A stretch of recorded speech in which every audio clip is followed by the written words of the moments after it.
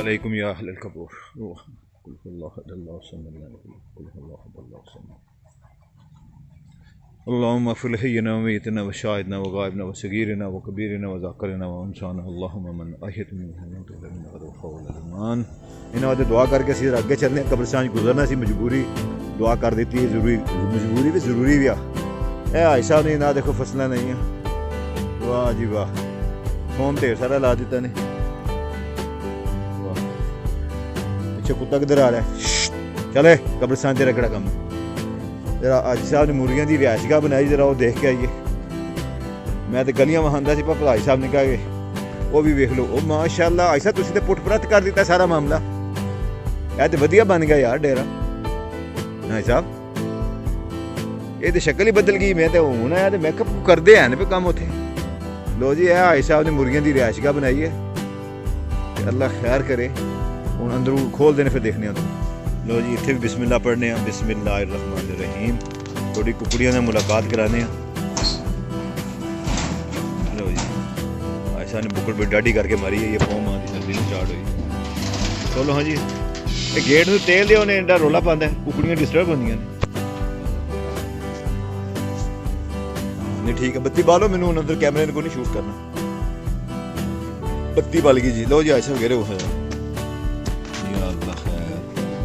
माशाअल्लाह। पिछे हो जी तुम तो चंगा भला पोल्ट्री फार्म खोलिया, मेरी तो पुरानी याद ताज़ा होगी पोल्ट्री वाली।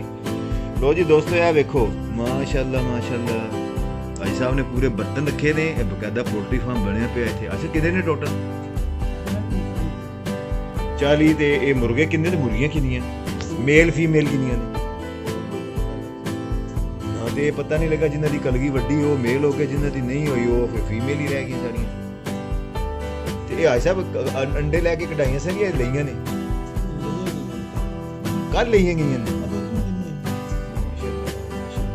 जनाब किन्ने दी आईयां मुर्गियां दस दो।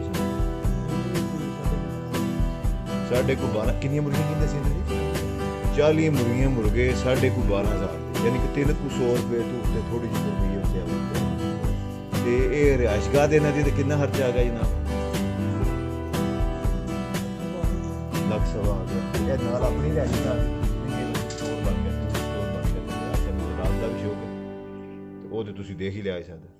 आई साहब ये कद्दू अंडे देंगे?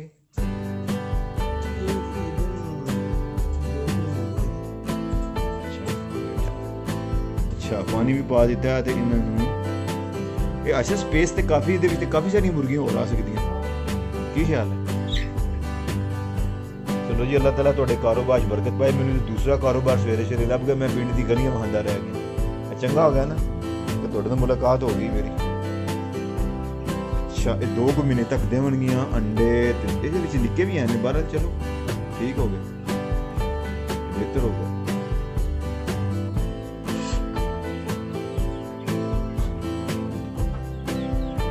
एक सुस्त लगती है मैंने एक चूजा। ए देखो ना यार जिन्हें फड़ ले तो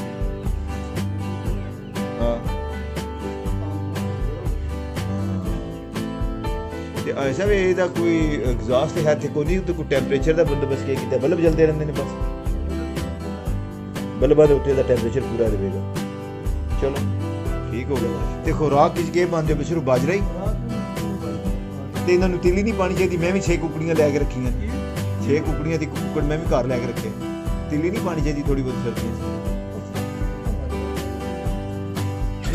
ਸਿਰਫ ਬਾਜਰਾ। ਚਲੋ ਅੱਲਾ ਖੈਰ ਕਰੇ। मैं भी फिर बाजरी पाने में सिर्फ ये बर्तन जो पानी वाले ने ये कितने का मिला है? चलो पता करनी ठीक हो ठीक। साहब का शौक है ज़राअत का, मुर्दियां दे बिल्कुल ऐन गवांढ ज़राअत करते हैं, उन्होंने नेकी पहुँचाते हैं। ज़ाहिर है जमीन उगी सारी रौनक ला के रखी ने, आपू में आते हैं कोई दुआ दरूद उन्होंने वास्ते करते हैं। ए लग गया जनाब लुकाटां दा बूटा। अच्छा लुकाट ही ने ना, यह लुकाट है खजूर का लग गया।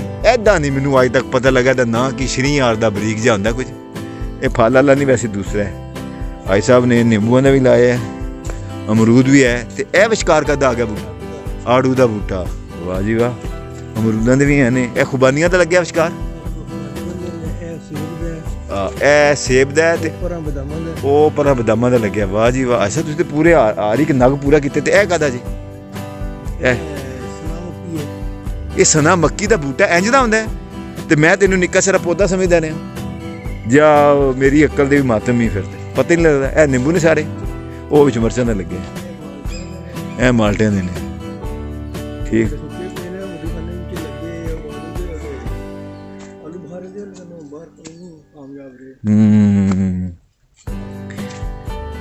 ਅੱਛਾ ਮੈਂ ਤੁਹਾਡੀ ਤੇ ਵਾਹ ਉਹ ਅੱਗੇ ਕੇਲਾ ਵੀ ਤੇ ਲੱਗਿਆ। ਵਾਹ ਜੀ ਵਾਹ।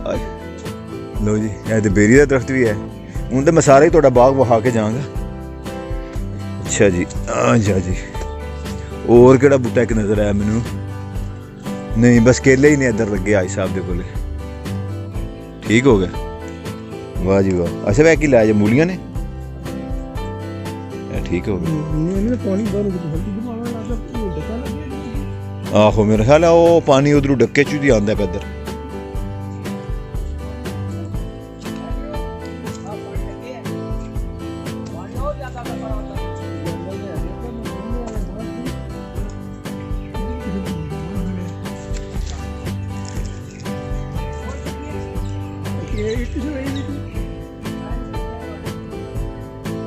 ਆ ਖੋਲ ਦਿਓ ਤਾਂ ਕਿ ਇੱਧਰ ਤੇ ਉਂਝੀ ਬਾਰਿਸ਼ ਹੁੰਦੀ ਵੀ ਜ਼ਮੀਨ ਤੇ ਗਿੱਲੀ ਸਾਰੀ ਇੱਧਰ ਤੇ।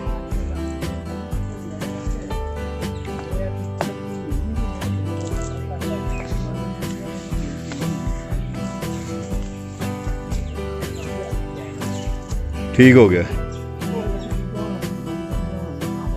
ना ना बेहतरीन हो गया हूँ।